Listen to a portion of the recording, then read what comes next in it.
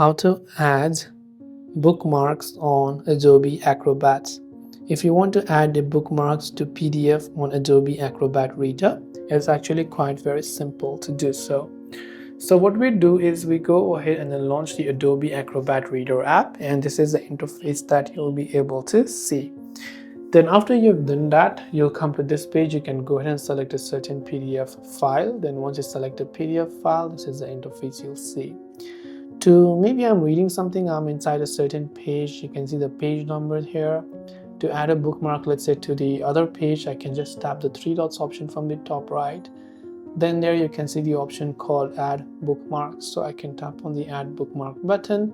Then that particular page will be bookmarked. And this way I can add a bookmark to PDF. And I hope the video helped you out. If you have got any further questions, feel free to leave them down below. Thanks for watching till the very end of this tutorial, and as always, see you soon in our next video.